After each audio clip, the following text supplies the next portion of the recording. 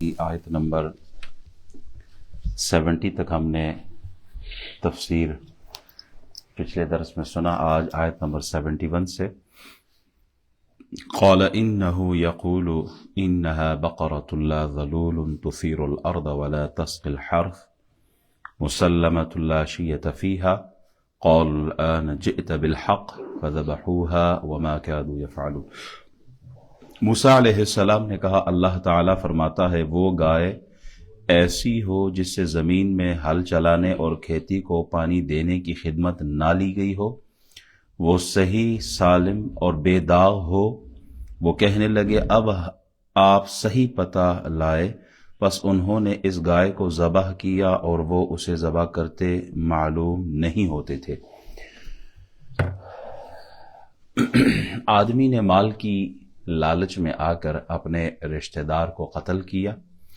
قتل کرنے کے بعد اس کی باڈی لی اور دوسرے قبیلے میں جا کر پھینک آیا اور پھر خود ہی مدعی بنا، خود ہی دعویٰ کیا کہ دیکھو یا میرے کزن یا میرے چاچے کو کسی نے مار دیا.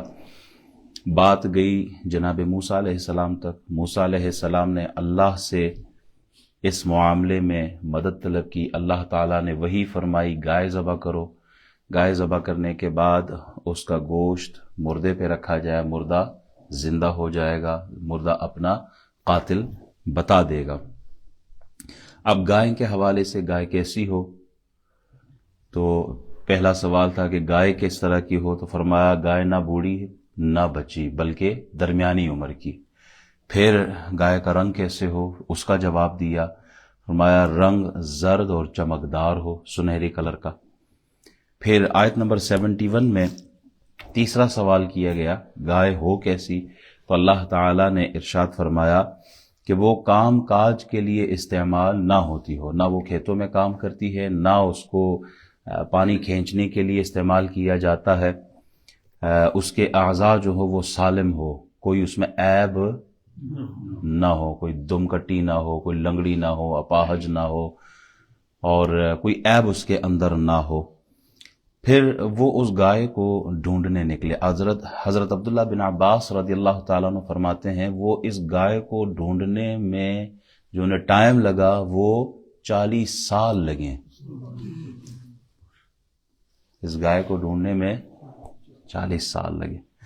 آخر ایک ایسے شخص کے پاس وہ گائے ملی جس نے بہت بڑی قیمت مانگی اور انہوں نے قیمت ادا کی. بہرحال بنی اسرائیل میں ایک نوجوان لڑکا تھا، ماں کا بہت ہی ادب کرنے والا، فرما بردار تھا، عبادت گزار تھا، راتوں کو جاگ کر سجدے کرنے والا، دن کو لکڑیاں کاٹ کر انہیں بیچ کر حلال رزق کمانے والا تھا. اس لڑکے کے والد نے جنگل میں اللہ کے سپرد کی ایک بچیا چھوٹی سی، وہ کہا مالک یہ تیرے حوالے ہے.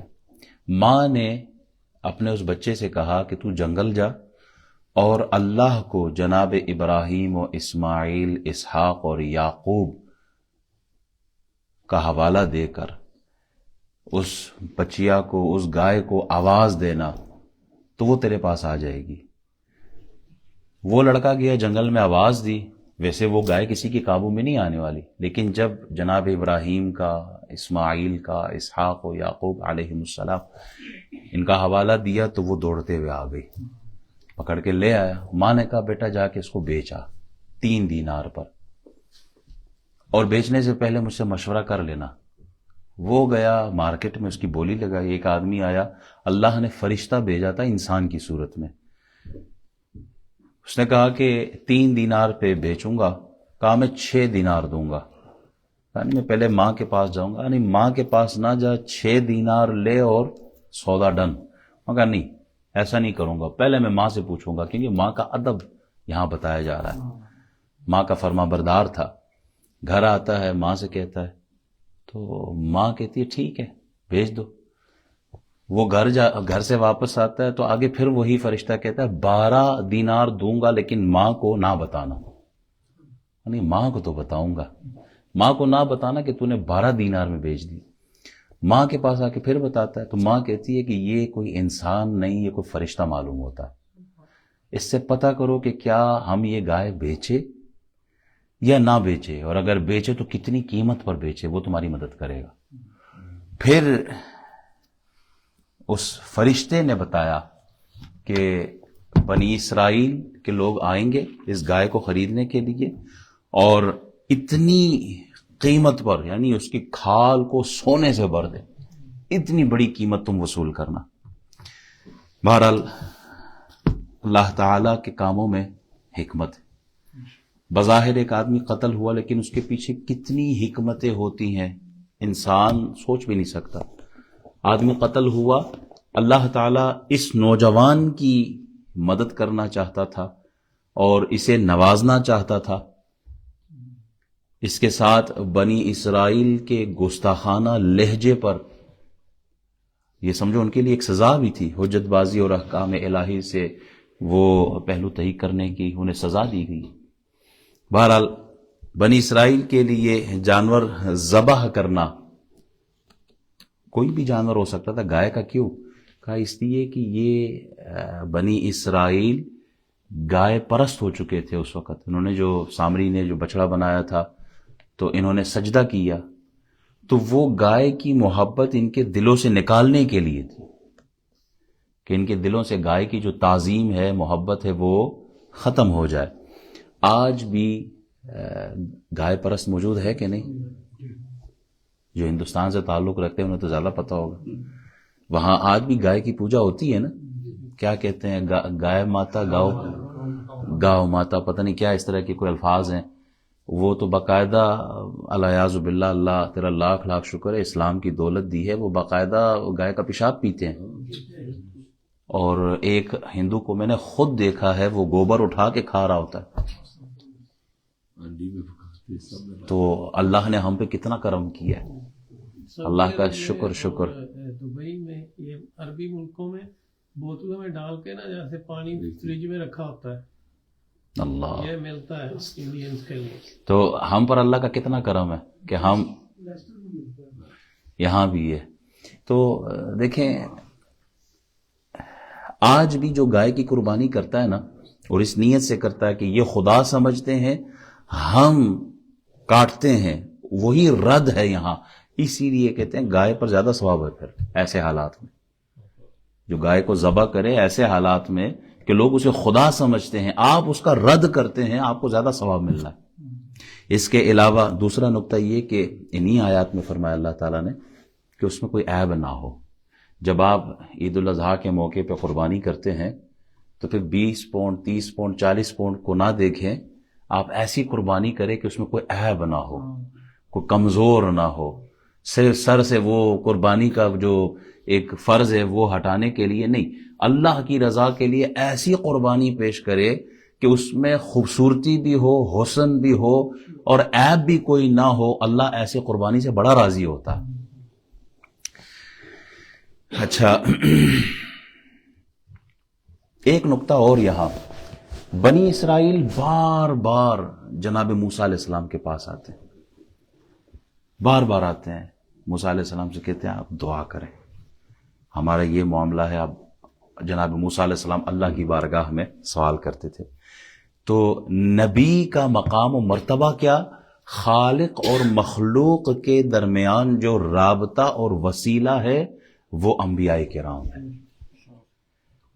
ہم وسیلے کے قائل ہیں نا، بعض لوگ کہتے ہیں نا وہ یار یہ آپ لوگ پیروں کے پاس، فقیروں کے پاس، بزرگوں کے پاس کیوں جاتے ہیں، اللہ ڈائریکٹ سنتا ہے۔ ہم نے کہا کب انکار کیا بھائی، اللہ ڈائریکٹ نہیں سنتا، اللہ ڈائریکٹ سنتا ہے۔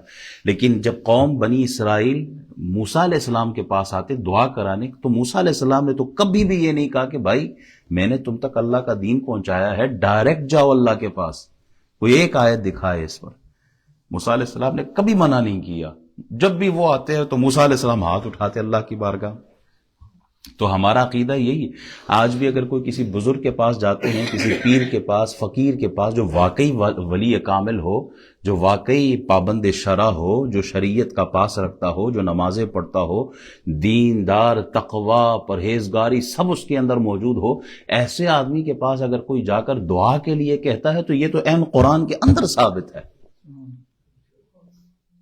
اللہ تو سنتا ہے، اس میں کوئی شک نہیں ہے. جناب موسیٰ علیہ السلام نے بھی منع نہیں کیا. تو مخلوق جو ہے نبی کے پاس جاتے ہیں اور نبی پھر اللہ کی عنایات ان پر لٹاتا ہے.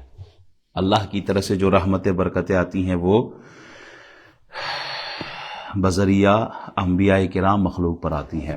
پھر آیت نمبر 72 میں وَإِذْ قَتَلْتُمْ نَفْسًا فَادَّارَأْتُمْ فِيهَا وَاللَّهُ مُخْرِجٌ مَا كُنْتُمْ تَكْتُمُونَ، اور یاد کرو جب تم نے ایک شخص کو قتل کر ڈالا اور پھر ایک دوسرے پر قتل کا الزام لگانے لگے، اور جو تم چھپا رہے تھے اللہ تعالیٰ اسے ظاہر کرنے والا تھا. جب گائے ذبح ہوئی تو اس کی ران، ایک روایت کے مطابق ران ہے، بعض نے زبان کا کہا ہے، تو وہ گوشت اٹھایا گیا اور مردے کو مارا تو وہ مردہ زندہ ہو گیا. مردہ زندہ ہوا اور اس نے بتایا کہ میرا جو خون ہے وہ کس نے کیا، مجھے قتل کس نے کیا. اس سے پھر بدلہ لیا اور یہ کہتے ہی یعنی اس نے بتا دیا پتہ کہ مجھے کس نے مارا، وہ بتایا اور پھر واپس وہ شخص فوت ہو گیا. واپس وہ شخص، لیکن فوت ہونے سے پہلے اس نے اپنے قاتل کا پتہ بتا دیا. تب قاتل نے بھی اعتراف کیا کہ ہاں میں نے ہی قتل کیا. حضرت موسیٰ علیہ السلام نے اسے سزا دی ہے اور پھر مقتول کی جو میراث ہے اس سے اسے محروم کر دیا. اور تب سے یہ قانون چلا آ رہا ہے کہ قاتل کو مقتول کے میراث میں سے، وراثت میں سے کوئی چیز نہیں ملتی.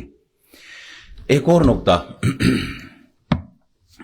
وہ یہ ہے کہ مخرج ما کنتم تکتمون، اور جو تم چھپا رہے تھے اللہ تعالیٰ اسے ظاہر کرنے والا تھا. قاتل کے قبیلے کو پتہ چل گیا تھا کہ قتل کس نے کیا، لیکن وہ پھر بھی قاتل کی سپورٹ میں کھڑے تھے. کنتم تکتمون، تم چھپا رہے تھے، تم اپنے قبیلے کے بندے کو بچا رہے تھے.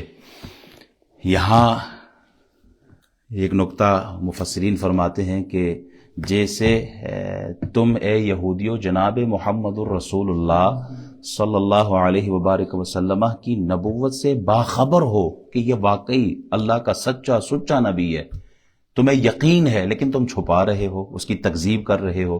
تو یہ کوئی نئی بات نہیں ہے، یہ تمہاری پرانی روش ہے، یہ تمہاری پرانی روش ہے. پتہ بھی تھا کہ آدمی قاتل ہے لیکن تم نے ساتھ دیا، تم نے حق کو چھپایا. تو یہ تمہاری پرانی روش ہے. تمہیں پتہ ہے کہ جناب محمد رسول اللہ اللہ کے نبی ہیں، تم چھپا رہے ہو. جیسے اللہ نے وہاں ظاہر کر دیا تھا ویسے ہی اللہ تم پر بھی ظاہر کر کے چھوڑے گا. رسول اللہ کی صداقت بتا کر چھوڑے گا تم کہ یہی اللہ کے نبی ہیں. آیت نمبر 73 میں فَقُلْ نَضْرِبُوهُ بِبَعْضِهَا كَذَلِكَ يُحْيِي اللَّهُ الْمَوْتَى وَيُرِيكُمْ آيَاتِهِ لَعَلَّكُمْ تَعْقِلُونَ. تو ہم نے فرمایا کہ گائے کے کسی ٹکڑے سے اس مقتول کو مارو، اسی طرح اللہ تعالیٰ مردوں کو زندہ کرتا ہے اور تمہیں اپنی نشانیاں دکھاتا ہے تاکہ تم سمجھ جاؤ.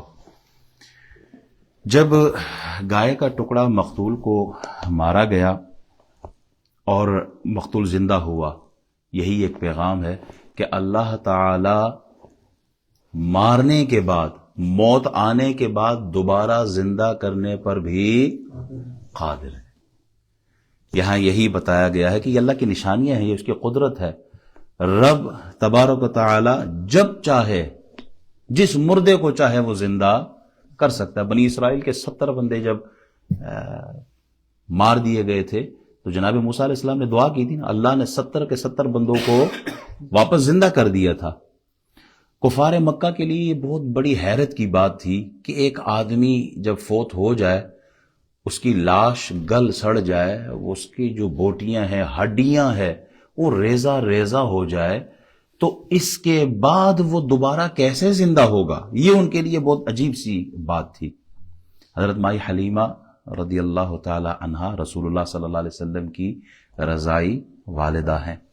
ان کے جو شوہر تھے حضرت حارث، جب وہ مکہ آئے نا تو کفار مکہ اس وقت ایک گلے کی صورت میں ان کے پاس آئے۔ انہوں نے کہا تمہارا بیٹا، رضائی چونکہ والد ہیں یہ رسول اللہ صلی اللہ علیہ وسلم کے، تمہارا بیٹا تو اعلان کر رہا ہے کہ مرنے کے بعد دوبارہ زندگی ہوگی، بس بعد الموت ہے، اور پھر جو نیک کام کرتے ہیں، اللہ نے 2 گھر بنائے ہیں، جو اطاعت کرنے والے ہیں وہ جنت میں جائیں گے، اور جو گناہ کرنے والے ہیں، رب کی نافرمانی کرنے والے ہیں، وہ جہنم میں جائیں گے۔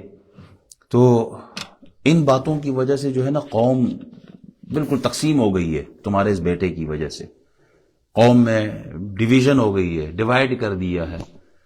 تو جب وہ نبی علیہ السلام کے پاس حاضر ہوئے اور انہوں نے کہا کہ بیٹا قریش یہ شکایت کر رہے ہیں، تو کیا یہ صحیح بات ہے؟ تو نبی اکرم صلی اللہ علیہ وسلم نے ارشاد فرمایا جی ہاں میں یہی بیان کرتا ہوں، اور جب وہ دن آئے گا تو میں آپ کا ہاتھ تھام کر آپ کو آج کی گفتگو یاد دلاؤں گا۔ حضرت مائی حلیمہ کے خاوند حضرت حارث کو رسول اللہ نے کیا ارشاد فرمایا کہ ہاں جو مکہ کے کافر شکایت کر رہے ہیں نا کہ میں باس بعد الموت کی زندگی، دوبارہ ملنے کی، قبروں سے اٹھائے جانے کی، یہ جو ہڈیاں گل سڑ گئی ہیں، یہ جو ریزہ ریزہ ہو گئی ہیں، اللہ ان کو دوبارہ اٹھائے گا، زندگی دے گا، میں یہ کہتا ہوں، اور آپ کا ہاتھ تھام کر میں اس دن یہ آج کی بات آپ کو یاد دلاؤں گا۔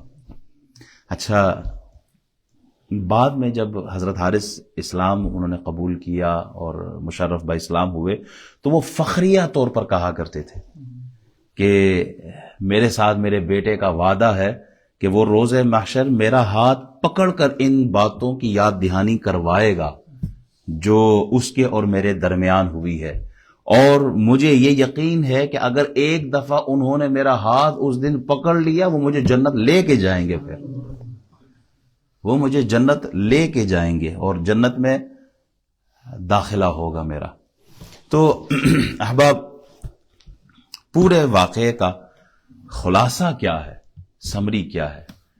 سمری ہے لالچ بری بلا ہے، لالچ بری بلا ہے، مال و دولت کی خاطر اپنوں کا قتل کرنا یہ بری بات ہے۔ بنی اسرائیل کے اس شخص نے لالچ میں آ کر یہ گناہ کیے۔ کون سے گناہ؟ ایک تو ناحق قتل کیا ہے، دوسرا وقت کے پیغمبر کے ساتھ جھوٹ بولا ہے، تیسرا دھوکہ دیا ہے، چوتھا یہ کہ اس نے دوسرے قوم پر تہمت باندھی ہے، بہتان لگایا کہ انہوں نے قتل کیا ہے۔ باوجود ان ساری باتوں کے پھر بھی وہ کامیاب، جس کی وراثت یا جس کا میراث، جس کا مال قبل از وقت لینا چاہتا تھا، بعد میں بھی وہ محروم ہی رہا ہے۔ جناب عیسیٰ علیہ السلام ایک راستے سے گزر رہے ہیں تو دیکھا 3 آدمیوں کی لاشیں پڑی ہیں اور سونے کی ڈلی بھی پڑی ہے، سونا پڑا ہوا ہے۔ تو اللہ تعالیٰ نے ارشاد فرمایا اے عیسیٰ، یہ 3 مسافر تھے، انہیں راستے میں سونا ملا تو 2 نے تیسرے کو کہا کہ جا کے تم بازار سے کھانا شانا لاؤ۔ وہ کھانا لینے چلا گیا، پیچھے جو 2 بچے تھے انہوں نے آپس میں میٹنگ کی کہ بجائے 3 حصے کرنے کے کیوں نہ ہم تیسرے کو قتل کر دیں اور اس کا حصہ بھی ہم آپس میں تقسیم کر لیں۔ اچھا، وہ جو تیسرا گیا ہوا تھا اس نے وہاں سوچا کہ 3 حصے کرنے کے بجائے میں اکیلا ہی کیوں نہ وارث بن جاؤں اس مال کا، میں اکیلا ہی کیوں نہ لے لوں سونا، تو اس نے کھانے میں زہر ملا دیا۔ یہ جب زہر لے کے آیا، کھانا لے کے آیا، ان 2 نے پہلے اسے قتل کیا اور پھر جب کھانا کھایا زہر کی وجہ سے وہ 2 خود بھی مر گئے، سونا وہی کا وہی پڑا رہ گیا۔ لالچ بری بلا ہے۔ آج جو لوگ عہدوں پہ بیٹھے ہوئے ہیں، آج جو اقتدار میں ہے، آج جن کے ہاتھوں میں پاور ہے، آج جن کے ہاتھوں میں گن ہے، جن کے جسم پر وردی ہے، وہ مال کی خاطر، عہدے کی خاطر، منصب کی خاطر اندھا دھن لوگوں کو قتل کیے جا رہے ہیں۔ کیوں؟ اس لیے کہ ان کو عہدہ ملا ہے، اس لیے کہ ان کے پاس طاقت ہے، اس لیے کہ ان کو تنخواہ مل رہی ہے، تو وہ اس لالچ میں آ کر انسان تو انسان ایمان والے مسلمانوں کو، کلمہ گو رسول اللہ کے امتیوں کو قتل کر رہے ہیں۔ سورہ بقرہ کے اس واقعے سے ہم نے یہی سیکھا ہے کہ اللہ تبارک و تعالی ظالم کو اس کے ظلم کی جو سزا ہے وہ دنیا میں بھی دیتا ہے۔ آخرت کی سزا تو آخرت کی ہے نا، قبر میں کوئی کلاشن کوف، کوئی گولی، کوئی عہدہ، کوئی وردی، کوئی منصب، کوئی اقتدار ساتھ نہیں۔ قبر میں جو ساتھ جائے گا وہ رسول اللہ کی محبت ساتھ جائے گی، وہ لبیک یا رسول اللہ کا نعرہ جائے گا، وہ تاجدار ختم نبوت کا نعرہ ساتھ لے کے جائے گا، وہ حضور علیہ السلام کی غلامی لے کے جائے گا۔ دنیا کا اقتدار، دنیا کی پاور یہ ساتھ نہیں جائے گی۔ بنی اسرائیل کے اس شخص نے چھپ کر قتل کیا تھا اور پھر خود ہی مدعی بھی بن گیا تھا کہ یہ کس نے قتل کیا۔ آج بھی ہم یہ نعرے سنتے ہیں نا، کدھر ہے لاشیں، کدھر ہے، کس نے مارا ہے، قتل کس نے کیا، کرنے والے بھی خود، اور آگے پوچھ بھی رہے کس نے قتل کیا۔ جیسے اللہ تبارک و تعالی نے اس قاتل کو ظاہر کیا، یہ جو ظلم کرنے والے ہیں اللہ ان کو بھی ظاہر فرمائے گا۔ رسول اللہ صلی اللہ علیہ وسلم کی حدیث مبارک ہے، اگر تم میں سے کوئی شخص پہاڑ کے اندر بھی گناہ کرے نا، چھپ کے، جس کے کوئی دروازے بھی نہ ہو، اللہ اسے بھی ظاہر فرمائے گا۔ حدیث کیا ہے؟ جو پہاڑ کے اندر، مضبوط پہاڑ میں چھپ کر گناہ کرے جس میں کوئی دروازہ نہ ہو، تو اس کا عمل لوگوں تک ضرور پہنچے گا، جب بھی پہنچے۔ یہ مسند احمد کی حدیث ہے۔ نبی علیہ السلام کا فرمان کبھی غلط نہیں ہو سکتا۔ جس نے بھی ظلم کیا، زمین کے جس حصے میں ظلم کیا، انسانوں پر کیا، جانوروں پر کیا، اللہ ضرور پکڑے گا۔ یہ بھی تو ہم نے روایت سنی ہے نا کہ ایک عورت جس نے بلی پر ظلم کیا وہ عورت جہنم میں ہے، اور جس عورت نے کتے پر رحم کھاتے ہوئے پانی پلایا پیاسے کتے کو، اللہ نے اس عورت کے گناہوں کو معاف کر کے اللہ نے جنت عطا فرمائی۔ آج نہ انسان دیکھا جا رہا ہے، نہ جانور دیکھا جا رہا ہے، بس اپنے اقتدار کو مضبوط کرنے کے لیے خون بھی بہانا ہے، ظلم بھی کرنا ہے، نہ انسان نہ جانور۔ اللہ ایسے ظالموں کو تباہ و برباد فرمائے۔ بسم اللہ الرحمن الرحیم، اللہم صلی علی سیدنا مولانا محمد وعلی